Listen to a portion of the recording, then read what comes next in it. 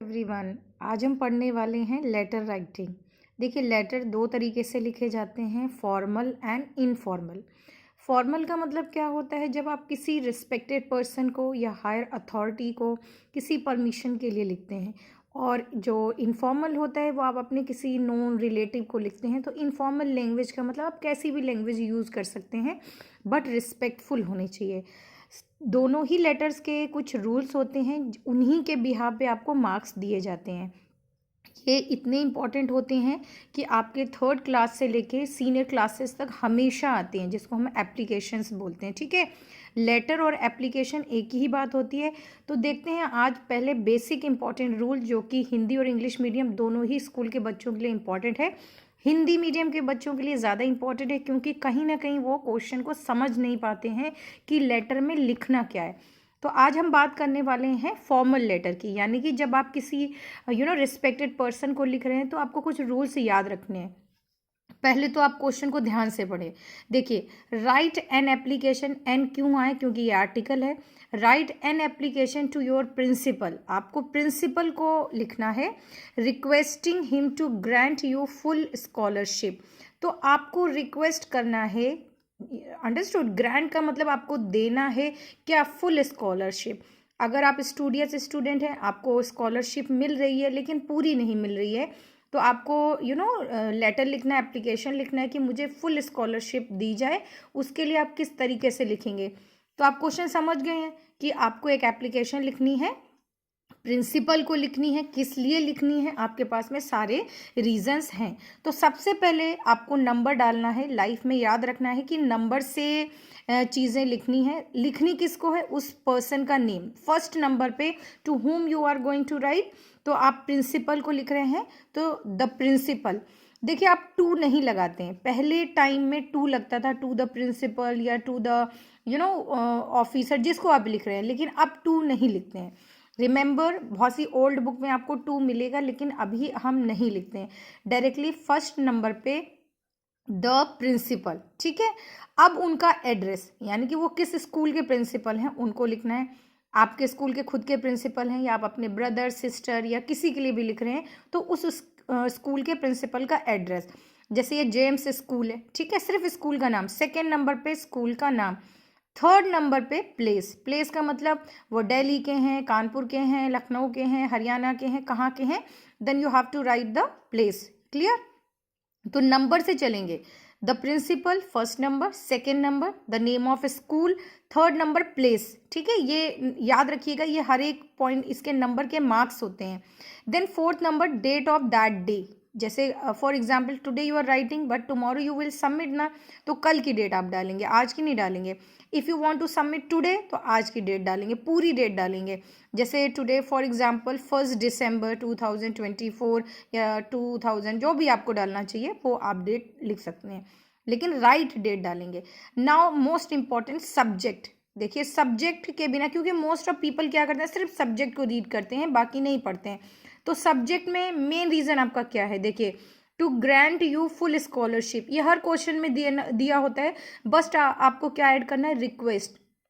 Request word को add करना है, request to grant you full scholarship. ठीक है, तो यू की जगह आप क्या कर सकते हो? मी कर सकते हो, request for grant of full scholarship, या आप दोनों ही प्रोनाउन को रिमूव कर सकते हो। तो आपको ये भी लर्न करने की कोई ज़रूरत नहीं, सिर्फ नंबरिंग याद रखिए, बेसिक चीज़ें आपको खुद ही पता है। द प्रिंसिपल, ठीक है, स्कूल, आपको अपने स्कूल का नाम पता होगा, प्लेस भी पता होगा, आप जहाँ के हैं, डेट भी पता होगी। रिक्वेस्ट अगर आपको याद नहीं होता है, देखो मैं कहीं ना कहीं हिंदी मीडियम के बच्चों को फेवर करती हूँ, बिकॉज आई कैन अंडरस्टैंड कि उनको बड़ी प्रॉब्लम आती है। तो बेटे, ये क्वेश्चन में ही ऑलरेडी दिया होता है, आप वहीं से देख लें। अब रह गया रिस्पेक्ट। देखिए, आप किसी को कुछ लिख रहे हैं तो आप उनको जैसे नमस्कार नमस्ते करते हैं ना, उसी तरीके से एप्लीकेशन में भी हम ग्रीट करते हैं। तो यहाँ पे सर या रिस्पेक्टेड सर, रिस्पेक्टेड मैम ज़रूर लिखें। जैसे यहाँ सिर्फ सर लिखा है, लेकिन आप रिस्पेक्टेड सर लिखेंगे तो ज़्यादा बेटर रहेगा। रिस्पेक्टेड सर या रिस्पेक्टेड मैम। क्लियर? या मैम या मैडम, जो भी आपको सही लगता है। 6 नंबर तक आपको कुछ लर्न करने की ज़रूरत नहीं है। नाउ 7 नंबर, जो मेन कहते हैं ना, detail you are going to write, कि क्या प्रॉब्लम है, क्या इशू है, ये आपको कहीं ना कहीं अपना खुद का वर्ड्स, खुद की लाइनें डालनी पड़ेंगी, क्योंकि आप कितनी लाइनें लर्न करेंगे, कितनी ही एप्लीकेशन लर्न करेंगे, तो इसके रिगार्डिंग आप अपनी प्रॉब्लम बता सकते हैं। लेकिन फर्स्ट लाइन हमेशा याद रखिएगा, with due respect I would like to state that. ये लाइन आप लर्न कर लें, हर एप्लीकेशन में आपको काम आएगी। विद ड्यू रिस्पेक्ट या with respect I would like to say that, इस तरीके की फर्स्ट लाइन को आप क्या कर सकते हैं, हमेशा लर्न कर सकते हैं। So in this way you can again learn the numbering. First number the principal, जिसको आप लेटर लिख रहे हैं। सेकेंड नंबर पे जिस पर्सन को लिख रहे हैं उसका वहाँ के एड्रेस। थर्ड पे प्लेस, ठीक है। फोर्थ नंबर पे उस दिन की डेट जिस दिन आप सबमिट करेंगे। 5 नंबर पे सब्जेक्ट किस रिगार्डिंग आप लिख रहे हैं। 6 पे आप ग्रीट करेंगे जो भी पर्सन है, वैसे तो रिस्पेक्टेड सर और रिस्पेक्टेड मैम ही वर्ड ऐड करते हैं। 7th पे आप पूरी डिटेल लिखने वाले हैं, जिस तरीके से भी आपको लिखना आता है वो लिख सकते हैं। ये आप कितना रटेंगे, you can not cram everything, लेकिन जितनी भी आप कर सकते हैं रीडिंग ले लीजिएगा। First line you can learn properly. With respect I would like to say that, या with due respect I would like to state that I have been, जो भी आपको पूरा लिखना है। ये मैं इतना डिटेल में नहीं जाऊंगी, क्योंकि ये आप कितना लर्न करेंगे आपको अपनी लाइनें ऐड करनी ही पड़ेंगी।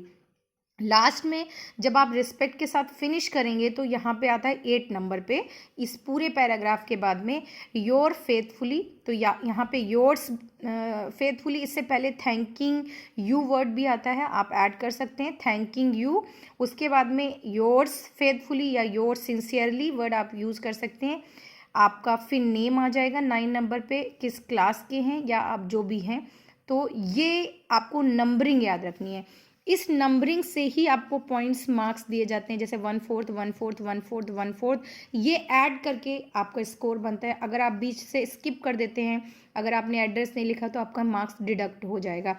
बहुत से बच्चे क्या करते हैं, सिर्फ ये सेंटर 7 नंबर पॉइंट पे फोकस ज़्यादा करते हैं, वहीं पे उनके मार्क्स डिडक्ट हो जाते हैं। रिमेंबर, ये सब बहुत इंपॉर्टेंट है, ठीक है। तो नेक्स्ट टाइम जब भी आप एप्लीकेशन लर्न करने वाले हैं तो ये सीरीज़ तो एक बार आप सबसे पहले लर्न करें, फिर उसके बाद में आप सेंटर पॉइंट पे जाएंगे कि किस regarding you are going to write, ठीक है। तो इसी तरीके से आपको फॉर्मल लेटर, जितने भी फॉर्मल लेटर हैं, सबसे पहले किसको लिखना है, ठीक है, रीज़न क्या है, उस तरीके से। बाकी सारी चीज़ें तो आपको पता ही होती है, डेट क्या है, सब्जेक्ट दिया होगा, अगर किस रिगार्डिंग बात कर रहे हैं। अगर फॉर एग्जांपल आप इलेक्ट्रिसिटी डिपार्टमेंट को कॉल करें कि इलेक्ट्रिसिटी आपके एरिया की नहीं आ रही है, तो आप एक जेन्युइन सा रीज़न दे सकते हैं, a lot problem at night, so last में आप यही ऐड कर सकते हैं, I will be thankful to you if you will provide या लिसन आर एप्लीकेशन या लिसन आर रिक्वेस्ट क्विकली। तो इस तरीके से आप वाइंड अप कर सकते हैं। तो आई होप आपको ये easy way method to understand letter application समझ में आया होगा। अगर आपको ये यूज़फुल लगा है तो चैनल को सब्सक्राइब करें, लाइक करें, शेयर करें और बने रहें नेक्स्ट वीडियो के साथ में। Thank you, have a nice day.